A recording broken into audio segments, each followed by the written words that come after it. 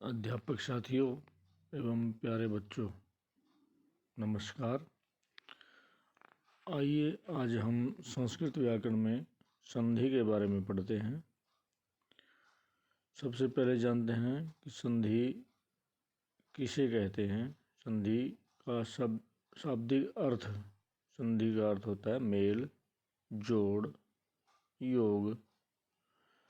संधि की परिभाषा हम देखते हैं। वर्णानाम परस्परम विकृतिमत संधानम संधि। संस्कृत में परिभाषा, इसका हिंदी अनुवाद देखिए आप। वर्णानाम, वर्णों के, परस्परम, आपस में, विकृतिमत संधानम, विकार के साथ, संधानम जोड़, मेल हो तो संधि कहलाती है। इसको परिभाषित करेंगे हिंदी में।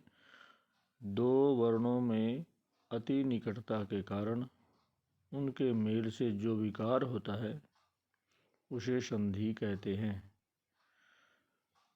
वर्ण दो परस्पर जब मिलते हैं तो निकटता के कारण, यानी कि जो सबसे निकट होते हैं उन्हीं में मेल होने पर परिवर्तन होता है, विकार होता है, तभी संधि कहलाती है। जैसे उदाहरण के रूप में हिम जमा आलय। हिम में मैं के अंतिम स्वर ए और आलय का आद्य स्वर आ, दोनों मिलकर के आ हुआ। ये दोनों आ बन गए, इसमें संधि हुई।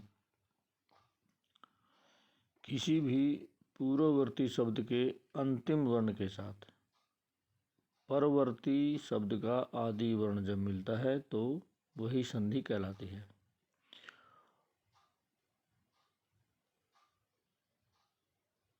पूर्ववर्ती संधि के निशान से पहले और परवर्ती संधि के निशान के बाद वाला, तो ये समझिए पूर्ववर्ती और परवर्ती। धातु, प्रत्यय और प्रत्यांत, इन शब्दों को छोड़कर सभी सार्थक शब्दों को प्रातिपदिक कहते हैं। प्रातिपदिक यानी कि जैसे देव, राजा, राम। कहने का मतलब ये है कि जब तक किसी भी शब्द में कोई धातु, कोई प्रत्यय या नहीं जुड़ता है तब तक वो प्रातिपदिक कहलाते हैं, और जब उसमें प्रत्यय जुड़ जाते हैं तो वो पद बन जाते हैं। संधि तीन प्रकार की होती है। क्योंकि वर्णों में संधि होती है तो वर्ण तीन प्रकार के होते हैं, तो संधि भी तीन प्रकार की होती है। पहली है स्वर संधि, जिसको संस्कृत में अच संधि भी कहते हैं, क्योंकि स्वरों को अच कहा जाता है। दूसरी है विसर्ग व्यंजन संधि, और तीसरी है विसर्ग संधि। सबसे पहले स्वर संधि के बारे में पढ़ते हैं कि स्वर संधि क्या क्या होती है, कैसे बनती है। स्वर वर्णों के साथ स्वर वर्ण के मेल से जो विकार हो उसे स्वर संधि कहते हैं।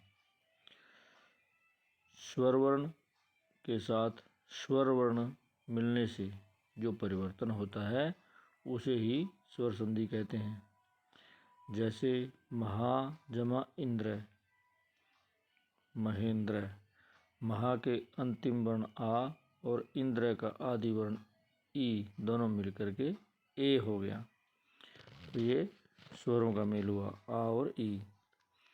स्वरों के मेल 8 प्रकार से इनके रूप होते हैं, 8 भेद होते हैं। दीर्घ संधि, गुण संधि, वृद्धि संधि, यण संधि, अयादि संधि, पूर्व रूप संधि, पर रूप संधि और प्रकृति भाव। इनके नियम और सूत्र इस प्रकार से हैं। आइए पढ़ते हैं। सबसे पहले दीर्घ संधि के बारे में। इसका सूत्र है अकः सवर्णे दीर्घ है। अकः, अकों से, यानी कि अक, ए ई उ री री, इनको अक कहते हैं। और सवर्णे, सवर्णी परे रहते दीर्घ होता है।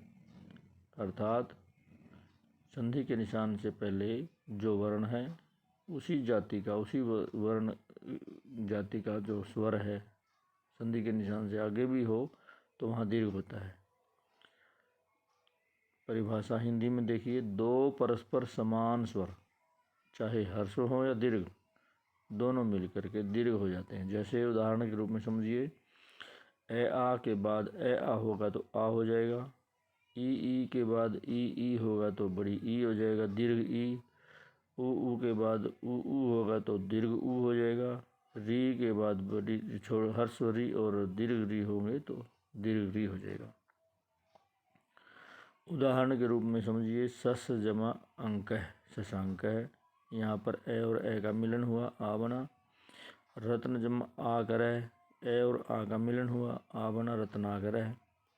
इसी प्रकार ई के देखिए, अति जमा इव अतीव, अति में हर्ष ई और आगे इव का हर्ष ई दोनों मिलकर दीर्घ ई।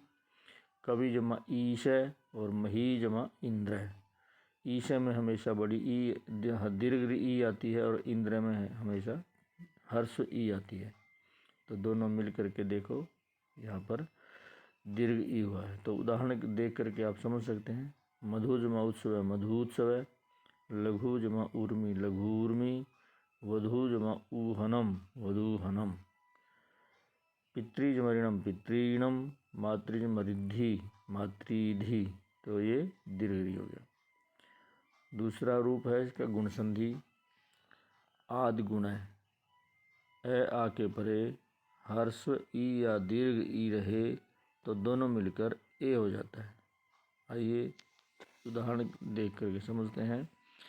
यानी कि ए आ जमा ई तो बन गया ए, ये गुण कहलाते हैं, ए ओ अर। देव जमा इंद्र देवेंद्र, रमा जमा ईश रमेश है। इसी प्रकार ए आ के बाद यदि ऊ हो तो दोनों मिलकर ओ हो जाता है, ओ गुण कहलाता है। नील जमा उत्पलम नीलोत्पलम, महा जमा उदय महोदय, गंगा जमा उर्मी गंगोर्मी। इसी प्रकार ए आ के बाद री रहे तो दोनों मिलकर अर हो जाता है। इसमें ए पूर्व व्यंजन में मिल जाता है और रे अगले वर्ण पर रेफ के रूप में प्रयुक्त होता है, जैसे महाजमा ऋषि महर्षि। इस उदाहरण को इस प्रकार से समझिए, महा का आ और ऋषि की री दोनों मिलकर के अर हुआ तो है में से आ जो व्यंजन निकल जाता है तो है हलंत हो जाता है और अर का ए उसमें मिल जाता है, है पूरा हो जाता है और अर का रे जो है वो रेफ के रूप में सी स्वर युक्त हो जाता है, महर्षि। तो आज हम केवल स्वर संधि के दो ही रूप पढ़ेंगे और याद रखेंगे।